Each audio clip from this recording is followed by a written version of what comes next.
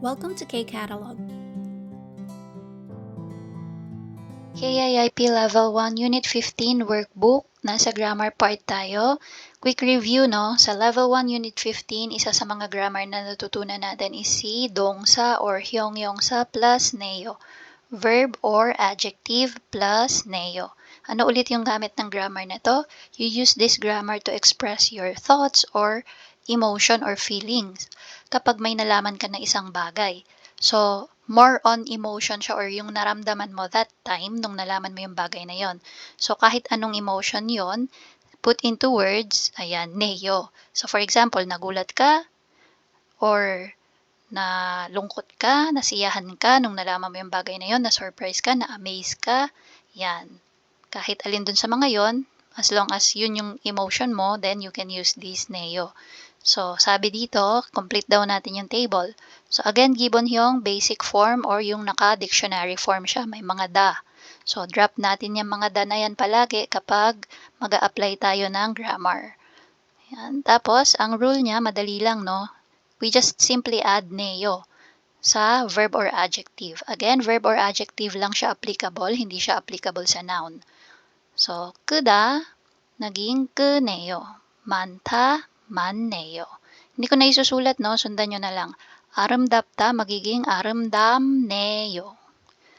그리다, 그리네요. 비싸다, 비싸네요. 재미있다, 재미있네요. 맛있다, 맛있네요. 바쁘다, 바쁘네요. Mandilda, himdilda, may mga star siya, no?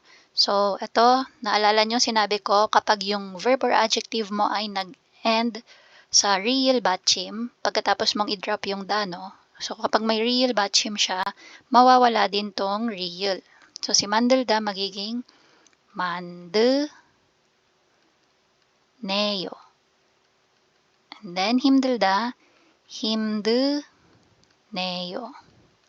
Yan. So, for example, ayan, may ginagawa kang bagay tas nahihirapan ka. So, yung yung feeling mo na nahihirapan ka, gusto mo i-express into words. So, yun, neo. 힘드네요. Yan. Nakakapagod. Yun. So, para siyang yung emotion mo na you put into words. Ayan. Okay. Halimbawa, na nagulat ka. Na-expect mo, maliit lang yung marireceive mo na gift. Tapos, malaki pala. Oy, ang laki pala nito. Ganyan, di ba? Gulat ka, no? So, kuneo. Okay? So, if hindi nyo matandaan, balikan nyo lang yung lesson natin about this one. So, application pa rin to nung ating dongsa or hyongyongsa plus neo. Okay? So, sabi, pili daw tayong tamang sagot para makomplete yung conversation. So, ita-transform pa natin yung mga yan, no? Okay, so hindi lang siya basta isusulat na ba쁘다, 많다, 만들다. So, transform using this grammar. So, number 1, 저는 동생이 6명이에요. Sabi niya, ako, 6 kami magkakapatid or may kapatid ako, 6. Tapos, sagot niya, 동생이, tapos, ano ba yung 6? Madami na yung 6, di ba? So, nagulat siya. 동생이 많네요. Yan. Ang dami nyo naman. 6 yung kapatid mo, ganyan. So, number 2, 아나이 씨, 영화 보러 갈까요? So, Anais, shall we watch a movie? Gusto mo bang manood tayo ng pelikula? Sagot ni Anais, 미안해요. 요즘은 너무 blank. Sabi niya, sorry, these days, sobrang. So, ano kaya yung pwede? Ba't siya nag-sorry? Kasi tinatanong kung gusto siya manood ng movie. So, malamang busy siya, no? Kaya hindi siya makakasamang makanood. So, 바쁘네요. Yan. So, yung feeling na parang gusto mong sumama kaya lang di ka makasama kasi busy ka. So, you put that into words, you add neo. Bapo neo. Yan. Sabi niya, busy ako ngayong, itong mga nagdadaang araw, busy ako Sabi niya. So, yung feeling na yon. So, number 3. Iring 씨, 이거 우리 아이 그림이에요. So, pinakita niya kay Iring yung, drawing nung bata. Sabi niya, ito drawing to ng anak ko, Ai. Tapos, 그림을 잘, sabi niya, oy, ang galing mag-drawing. So, 그리다 is to draw. So, 그림을 잘 그리네요. So, na-amaze siya, no, pagkakita niya nung drawing. Number 4, 제가 물고기를 만들었어요. 맛이 어때요? Maya, ayan, nagluto ako ng bulgogi. Yan, kamusta naman ang lasa? Sagot ng kausap, 아주 맛있어요. Sobrang sarap. 한국 음식을 정말 맛있게. Sabi niya, ay, ano yung natitira? 만들다. So, ano ulit to? Ito yung may star, no? 만들, may real 받침. Again, madadrop din yung real. Magiging 만드네요. Sabi niya, ang galing mo pala talagang gumawa. So, hindi pala magaling, masarap. Ang sarap mo magluto ng Korean food. Sabi niya. So, 만드네요. With that, saying that, kasama yung emotion na na-amaze siya kasi ang galing niyang magluto. Or masarap siyang magluto. Another grammar sa level 1 unit 15 is yung 명사 plus 보다. Noun plus 보다. Again, ano yung gamit nito? Ito ay kapag may pinagkukumpara or pinaghahambing ka na dalawang bagay. Okay? So, boda, compared to, or kumpara sa, or kumpara kay kung tao yung pinaghahambing mo. Okay? Compared to, compared with. Yan. So, kanina mo siya idudugtong dun sa bagay na ikukumpara mo dun sa nauna mong sinabi. So, sabi dito, 보기와 같이 문장을 완성하세요. So, i-complete daw natin. So, tingnan natin anong ginawa sa example. 제주도, may pangalan ng lugar. Seoul, so pangalan din ng lugar. Dalawa yung pangalan ng lugar. Tapos anong sabi? 따뜻하다. So, 따뜻하다, warm. Paano yung sentence? 제주도가 서울보다 따뜻해요. Sabi niya, 제주 compared, yan, 보다. 제주 compared to Seoul is warm. Okay? So, sa Jeju, kumpara sa Seoul ay mas mainit. Hindi naman yung sobrang init, yung tama lang. Okay? Warm nga eh. Sige, tingnan natin. So, dito, number 1. So, gagawin natin, gigayahin lang natin yung pattern dito. So, 대구, walang 받침, so ga yung lalagay natin. 대구가, tapos kay Seoul i-compare, kaya si Seoul ang may 보다. 서울보다, tapos anong sabi? 덥다. Ito na, hot na siya, mainit. So, 더워요. Okay, so si 덥다, transform natin to present form. So, 더워요. 대구가 서울보다 더워요. Ano ibig sabihin nun? 대구 compared to Seoul is hot. So, mainit daw sa 대구 kumpara sa Seoul. Next, 속초. 속초, wala ulit 받침. So, ga ulit yan. 속초가 서울보다, puro kay Seoul kinumpera. 시원하다. So, 시원하다 magiging 시원해요. So, cool. Okay? So, ano daw, yung parang hindi siya mainit, hindi din siya malamig. So, fresh, refreshing yung yung weather sa Sokcho kumpara sa Seoul. And then Pyeongchang. Pyeongchang. So, dito may 받침 na siya, no? So, i na yung idadagdag natin. Pyeongchang이 서울보다.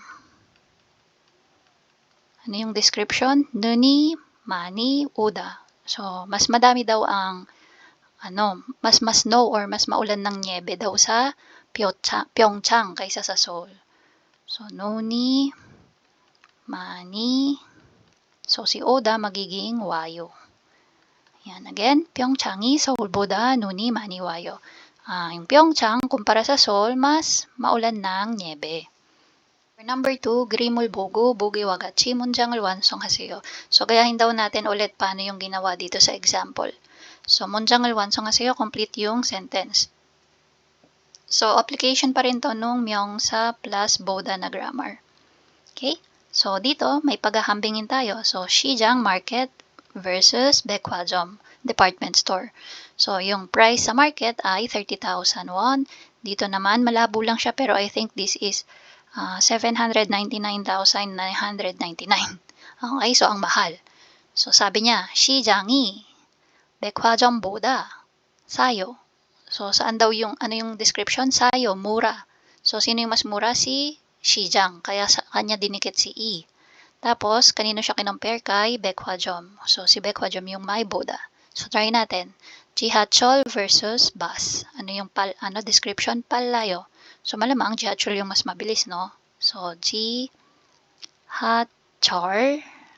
may 받침, so E. 지하철이, kanino i-compare? Kay bus. 버스보다 빨라요. Okay, so si subway ay mabilis kumpara kay bus. Number 2. So, 여름, 겨울, summer versus winter. So, ano yung description? 좋아해요. Gusto daw. Okay, 좋아해요. Remember, 좋아해요 is a verb. So, dito, yung mga nauna, sayo, palayo. So, sada, paruda, adjective sila, kaya i-orga yung idudugtong sa first noun. Pero kapag verb na yung nasa dulo, dapat ul or rul yung idudugtong natin sa first noun. Okay, so, 여름. So, si 여름, dito natin ididikit si ul or rul. So, may 받침 na miyum. So, ul yung lalagay natin. 여름을 겨울보다 좋아해요. Okay?